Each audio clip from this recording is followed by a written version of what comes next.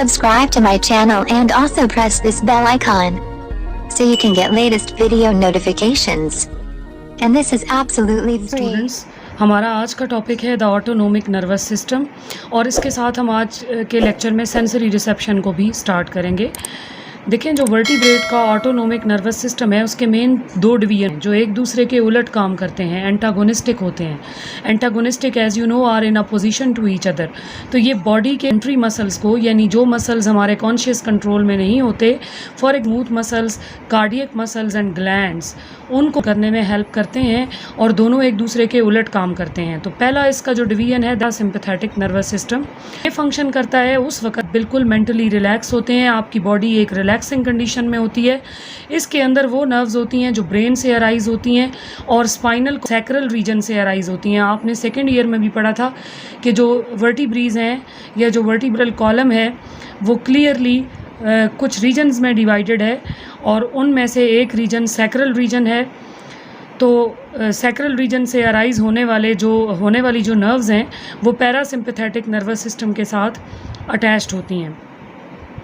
Sacral reason जो है वो तकरीबन ट्रंक में होता है, यानी थोरेसिक के बाद सबसे पहला सर्वाइकल है, उसके बाद थोरेसिक है, फिर सैक्रल, लंबर, सैक्रल और उसके बाद ये इसका आखिरी जो टेल वाला, बिल्कुल एंड वाला जो इसका पार्ट आता है वो होता है। तो थोरेसिक और लंबर एरियाज़ जो स्पाइनल कॉर्ड के हैं वहाँ पे कुछ नर्व्स होती हैं, लेकिन वो पैरासिम्पैथेटिक पार्ट में हिस्सा नहीं लेती। पैरासिम्पैथेटिक पार्ट में हिस्सा लेने वाली नर्व्स सैक्रल रीजन से अराइज होती हैं और इसके अंदर एक लॉन्ग नर्व फाइबर्स वाला एक नेटवर्क है जो कि साइनैप्स करता है गैंग्लियॉन्स के ऊपर। जहाँ जहाँ ऑर्गन्स होते हैं, विसरल ऑर्गन्स आपके मौजूद हैं, उनके करीब करीब, उनकी इमीडिएट विसिनिटी के अंदर ये साइनैप्स बनाता है गैंग्लियॉन्स के साथ। लॉन्ग इफरेंट जो नर्व फाइबर्स होते हैं और जो शॉर्ट इफरेंट नर्व्स होती हैं या न्यूरॉन्स होते हैं वो एक्सटेंड होते हैं फ्रॉम द गैंग्लियॉन और ऑर्गन्स में जाते हैं। यानी लॉन्ग इफरेंट नर्व फाइबर्स वो हैं जो कि साइनैप्स करते हैं विद द सेंसरी नर्व्स और उसके बाद जो शॉर्ट इफरेंट न्यूरॉन्स हैं वो इस मैसेज को लेकर जाते हैं टूवर्ड्स द ऑर्गन्स। अब जो सिंपैथेटिक नर्वस सिस्टम है वो एक ऐसा नर्वस सिस्टम होता है या वो एक ऐसा डिवीजन है नर्वस सिस्टम का जो कि फ़ाइट और फ्लाइट रिस्पॉन्स में हेल्प करता है उस वक्त जब आपकी बॉडी किसी टेंशन या स्ट्रेस की कंडीशन में होती है। इसमें वो नर्व्स होती हैं जो थोरेसिक और लंबर रीजन से अराइज होती हैं। थोरेसिक बिल्कुल आपकी नेक से नीचे वाला रीजन है और उसके आगे लंबर रीजन होता है जो पेट की बैक साइड पर होता है। तो ये जो लंबर और थोरेसिक रीजन है स्पाइनल कॉर्ड का, यहाँ से जो नर्व्स अराइज होती हैं ये एक ऐसा नेटवर्क बनाती हैं जो short efferent central nervous system fibres पर मुश्तमिल होता है और ये गैंग्लियॉन्स के साथ एक साइनैप्स डेवलप करता है स्पाइन के बिल्कुल करीब। और उसके बाद इसके जो न्यूरॉन्स होते हैं, इफरेंट न्यूरॉन्स, ये उसके उलट हैं, पैरासिम्पैथेटिक के उलट हैं। उसमें ये शॉर्ट थे, इसमें ये लॉन्ग इफरेंट न्यूरॉन होते हैं जो एक्सटेंड होते हैं गैंग्लिया से और डायरेक्टली हर ऑर्गन तक जाते हैं। क्योंकि ऑर्गन इनसे फासले पर होते हैं इसलिए ये लॉन्ग न्यूरॉन्स होते हैं। तो ज़्यादातर जो ऑर्गन्स हैं वो इनपुट कहाँ से रिसीव करते हैं? दोनों सिस्टम से, पैरासिम्पैथेटिक से भी और सिंपैथेटिक से भी। फॉर एग्ज़ाम्पल, जो पैरासिम्पैथेटिक इनपुट है, यानी जिस वक्त आपकी बॉडी रेस्टिंग कंडीशंस पर है, तो ये जो पैरासिम्पैथेटिक इनपुट है ये स्टिम्युलेट करता है सिलाइवरी ग्लैंड्स की सिक्रीशन को। आपकी नेक में सिलाइवरी ग्लैंड आपके जॉ की दोनों साइड पर मौजूद हैं, तो उनको ये एक्टिवेट करता है और ये सिक्रीट करना शुरू कर देते हैं। इसी तरह से जो इंटेस्टाइनल मूवमेंट्स हैं उनको ये बढ़ा देता है पैरासिम्पैथेटिक नर्वस सिस्टम। और प्यूपिलरी मसल्स, जो आपकी आई के प्यूपिल के मसल्स हैं, उनको कॉन्ट्रैक्ट करता है जिससे प्यूपिल का साइज़ छोटा हो जाता है और आपके जो स्फिंक्टर मसल्स होते हैं वो रिलैक्स करते हैं। आप स्फिंक्टर कहाँ कहाँ मौजूद हैं? जहाँ से फूड ईसोफेगस से आपके स्टोमिक में एंटर होती है वहाँ पर एक स्फिंक्टर है जिसको आप कार्डियक स्फिंक्टर कहते हैं। जहाँ आपकी फूड स्टोमिक से आपकी स्मॉल इंटेस्टाइन में एंटर होती है वहाँ पर भी एक स्फिंक्टर है जिसको आप पाइलोरिक स्फिंक्टर कहते हैं। इसके अलावा एनल स्फिंक्टर्स हैं जो कि एनस से बॉडी से बाहर जाने वाले फीसिस को कंट्रोल करते हैं, और जो भी आपके एनल रिफ्लेक्सेस हैं, जिस वक्त आप फीसिस को पास ऑन करते हैं तो आप जो रिफ्लेक्सेस फील करते हैं वो उनको भी एनल स्फिंक्टर कंट्रोल करता है। तो ये सारे जो स्फिंक्टर्स हैं इनको ये रिलैक्स रखता है। देन जो सिंपैथेटिक इनपुट है, यानी जिस वक्त आपका सिंपैथेटिक या फाइट और फ्लाइट रिस्पॉन्स आ रहा है तो उस वक्त क्या होता है, बिल्कुल इसके उलट एक्शंस होते हैं। सलाइवरी ग्लैंड की सिक्रीशन को रोक दिया जाता है, इससे आपको लगता है कि आपका मुंह बिल्कुल खुश्क हो रहा है। इंटेस्टाइनल मूवमेंट्स कम कर दी जाती हैं, उनको रोक दिया जाता है। पेरिस्टाल्टिक मूवमेंट रुक जाती है या कम हो जाती है, बहुत ही सीज्ड हो जाती है। प्यूपिलरी मसल्स की रिलैक्सेशन को कम कर दिया जाता है, जिसकी वजह से प्यूपिलरी मसल्स रिलैक्स हो जाते हैं। रिलैक्सेशन उसकी बढ़ जाती है, प्यूपिलरी मसल्स रिलैक्स हो जाते हैं। उनके रिलैक्स होने से प्यूपल का साइज़ बड़ा हो जाता है और उसके अंदर ज़्यादा लाइट एंटर होना शुरू कर देती है। Then the contraction of sphincters, जो स्फिंक्टर्स हैं वो कॉन्ट्रैक्ट हो जाते हैं, तो वो जहाँ से फूड पास ऑन होनी है, जैसे ईसोफेगस से स्टोमक में या स्टोमक से स्मॉल इंटेस्टाइन में, तो उसकी जो पासिंग है उसको रिस्ट्रिक्ट कर दिया जाता है। इसी तरह से जो एनल स्फिंक्टर है वो भी कॉन्ट्रैक्ट करता है और वो भी फीसिस को पास ऑन होने से रोक देता है।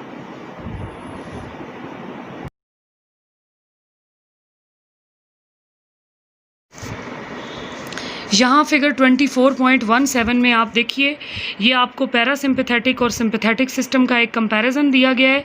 ये आप देखें, ये स्पाइनल कॉर्ड है। स्पाइनल कॉर्ड का यहाँ से थोरेसिक रीजन स्टार्ट होता है और यहाँ इस लाइन के ऊपर इसका लंबर रीजन एंड हो रहा है। तो ये सिंपैथेटिक गेंग्लियन चेन को शो करने वाला रीजन है जो सिंपैथेटिक सिस्टम को कंट्रोल करता है। इसके बाद ये सैक्रल रीजन है जो पैरासिम्पैथेटिक को कंट्रोल करता है। और यहाँ अगर आप इन दोनों सिस्टम्स का कंपैरिजन देखें, इनके फंक्शंस एक दूसरे के उलट होते हैं। यहाँ पर आप देखें कि ये सिक्रीशन ऑफ सलाइवरी ग्लैंड्स को स्टॉप कर देता है जब आपकी बॉडी टेंस सिचुएशन में होती है। पैरासिम्पैथेटिक सिस्टम सलाइवा की सिक्रीशन को जारी रखता है, जबकि सिंपैथेटिक सिस्टम ब्रोंकियोल्स को यानी सांस की नालियों को डायलेट करता है। उस वक्त आप ज़्यादा तेज़ी से सांस लेते हैं, आपका रेस्पिरेटरी रेट बढ़ जाता है, जबकि ये इन्हें कॉन्स्ट्रिक्ट करता है। हार्ट बीट को स्पीड अप करता है सिंपैथेटिक सिस्टम, जबकि पैरासिम्पैथेटिक इसको स्लो डाउन करता है। नॉर्मल कंडीशन में आपका हार्ट स्लो पंपिंग करता है, लेकिन टेंस सिचुएशन में स्पीड हो जाती है, उसकी ज़्यादा बढ़ जाती है।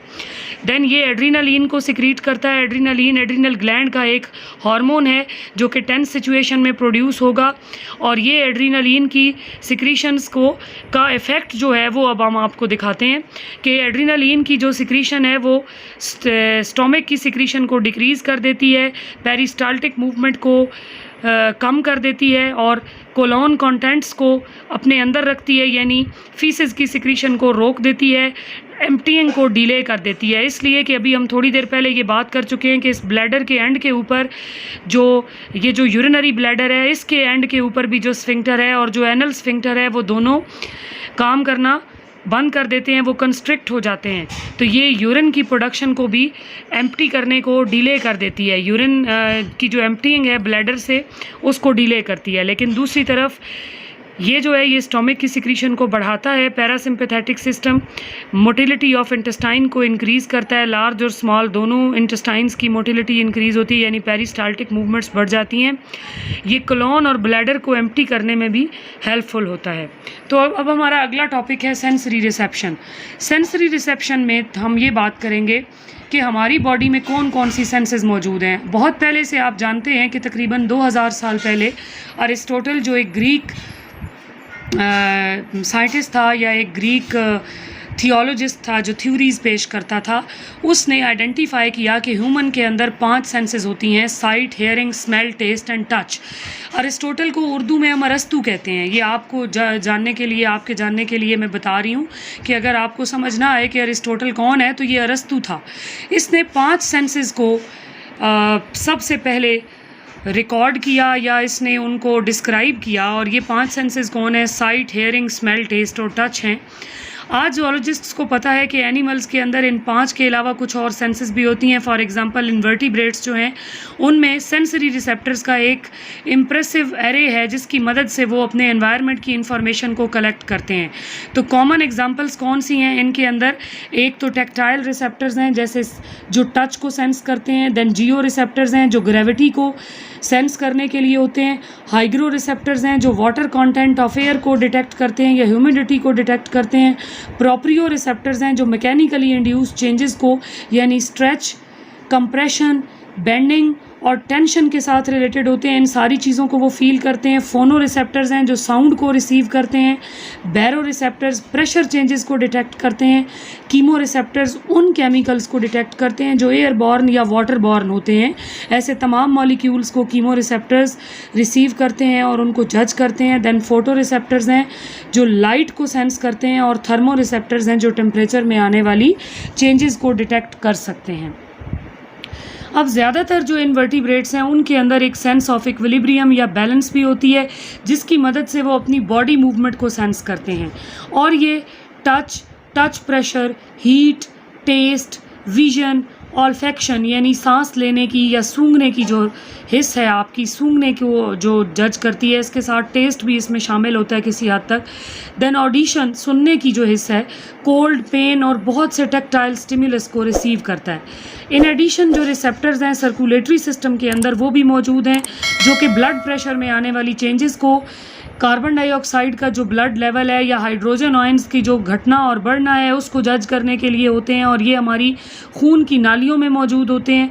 देन वो रिसेप्टर्स जो कि डाइजेस्टिव सिस्टम के साथ इन्वॉल्व हैं वो क्या करेंगे, वो आपकी हंगर और थर्स्ट की रिसेप्शन को कंट्रोल करेंगे। तो ओवरऑल एक एनिमल की जो सेंसेस होती हैं वो किस चीज़ की वजह से लिमिटेड हो जाती हैं या उनका इम्प्रेशन जो एनवायरनमेंट का होता है वो किस तरह से वो डिफ़ाइन करती हैं।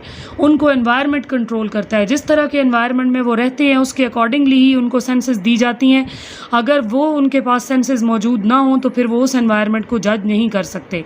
तो जितनी भी अवेयरनेस है वो डिपेंड करती है एक एनिमल की इस एबिलिटी के ऊपर कि वो एनवायरनमेंट से आने वाले स्टिमुलस को न सिर्फ रिसीव करे बल्कि उसको डीकोड भी करे कि उस स्टिमुलस में क्या इंफॉर्मेशन देने की कोशिश की गई है। तो ये एनिमल के अंदर, बॉडी के अंदर से भी इंफॉर्मेशन लेते हैं या स्टिमुलस को रिसीव करते हैं, उसको हम इंटरनल स्टिमुलाई कहते हैं। और एक्सटर्नल एनवायरनमेंट से आने वाले स्टिमुलस को एक्सटर्नल स्टिमुलाई कहा जाता है। तो अब हम इसको देखेंगे कि किस तरह से एनवायरनमेंट से आने वाली या बॉडी के अंदर से आने वाली इंफॉर्मेशन को एनिमल्स रिसीव करते हैं। सेंसरी रिसेप्टर्स ख़ास किस्म के सेल्स पर मुश्तमिल होते हैं जिनमें ये एबिलिटी मौजूद है कि वो एनवायरमेंटल इंफॉर्मेशन या स्टिमुलस को रिसीव करते हैं और उसे नर्व इम्पल्स में कन्वर्ट कर देते हैं। अब सबसे पहले हमें ये देखना है कि एक स्टिमुलस क्या होता है। स्टिमुलस एक सिंगुलर है और उसका प्लूरल स्टिमुलाई होता है, यानी अगर बहुत से स्टिमुलस मिल जाएं तो हम उनको स्टिमुलाई कहते हैं। तो हमारी बॉडी में ये एबिलिटी है कि वो बहुत से स्टिमुलाई को एनवायरनमेंट से रिसीव कर सकती है। तो स्टिमुलस क्या है? ये कोई भी फॉर्म ऑफ एनर्जी है जिसे एक एनिमल डिटेक्ट करता है अपने रिसेप्टर्स की मदद से। सारे के सारे रिसेप्टर्स में ये एबिलिटी होनी चाहिए कि वो ट्रांसड्यूसर्स हों। ट्रांसड्यूसर्स वो होते हैं जो इस एनर्जी को चेंज कर देते हैं into another form of energy. तो ट्रांसड्यूसर का मतलब ही ये है कि वो चेंज करने वाला है। तो अगर इसने हीट एनर्जी को रिसीव किया है तो ये उसको इलेक्ट्रिकल एनर्जी में कन्वर्ट करेगा। यानी आपका हाथ जो है वो किसी गर्म चीज़ से टच हुआ और इसने हीट एनर्जी को रिसीव किया, तो जो नर्व इम्पल्स भेजी जाएगी आपके ब्रेन को इसे जज करने के लिए, वो नर्व इम्पल्स इलेक्ट्रिकल एनर्जी है। तो ट्रांसड्यूसर का काम ये है कि वो हीट एनर्जी को कन्वर्ट कर दे इनटू अ नर्व इम्पल्स। तो जब सारी की सारी नर्व इम्पल्सेस जो होती हैं वो प्रोड्यूस होती हैं तो वो सेम होती हैं। तो डिफरेंट टाइप्स ऑफ रिसेप्टर्स जो हैं वो इनको डिफरेंट टाइप्स ऑफ स्टिमुलाई को रिसीव करने के लिए हैं।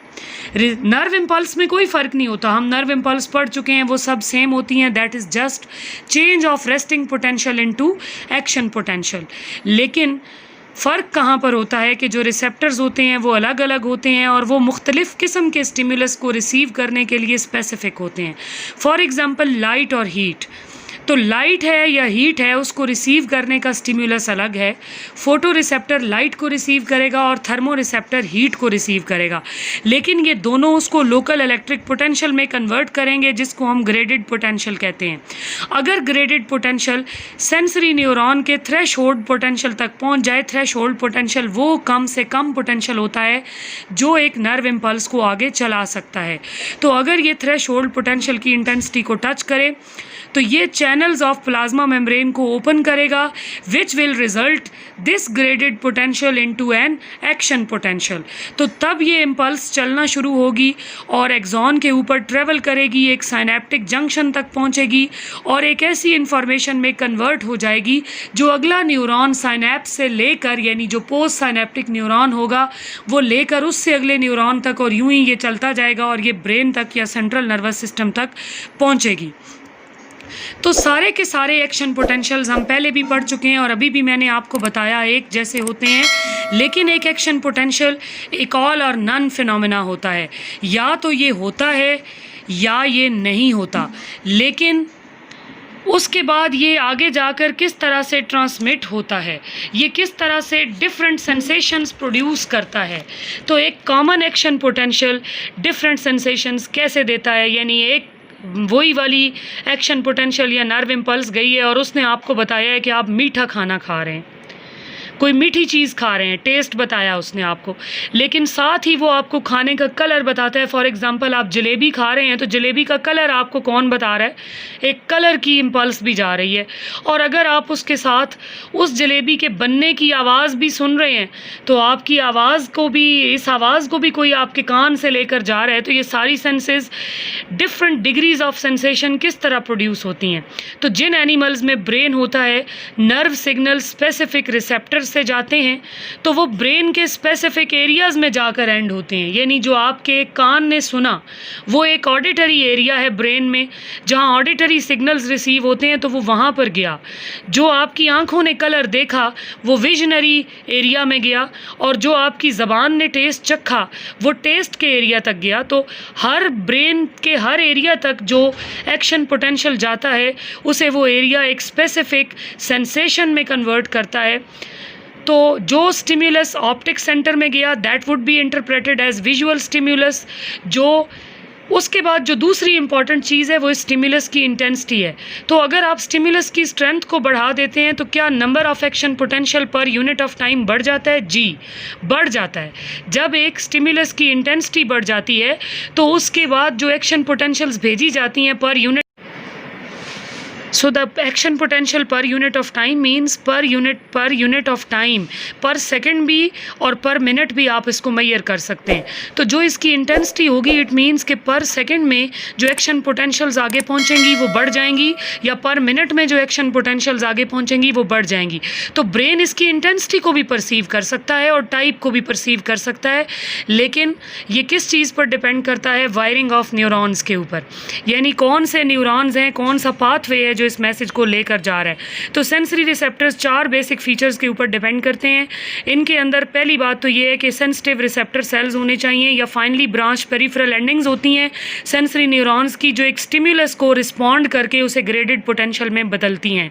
नंबर 2, वो उनका जो स्ट्रक्चर है वो एक स्पेसिफिक स्टिम्युलस के लिए होता है। फॉर एग्जांपल आपका कान जो है वो आपको कुछ दिखा नहीं सकता और आपकी आंख जो है वो आपको कुछ सुना नहीं सकती, क्योंकि वो स्पेसिफिक हैं।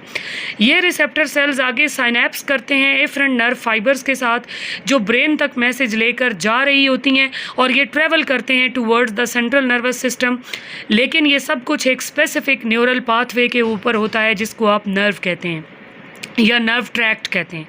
उसके बाद जो सेंट्रल नर्वस सिस्टम है वो इस नर्व इम्पल्स को ट्रांसलेट करता है एक ऐसी सिचुएशन में या एक ऐसी सेंसेशन में जिसको रिकॉग्नाइज किया जा सके, और ये ब्रेन के स्पेसिफिक एरियाज़ करते हैं, जैसे विजुअल एरियाज़ या optic areas. For example sound एक ख़ास सेंसेशन है तो साउंड आपको कौन बताता है? ऑडिटरी एरियाज़ बताते हैं। ठीक है, तो कल से हम इनवर्टिब्रेट के सेंसरी रिसेप्टर्स को स्टार्ट करेंगे।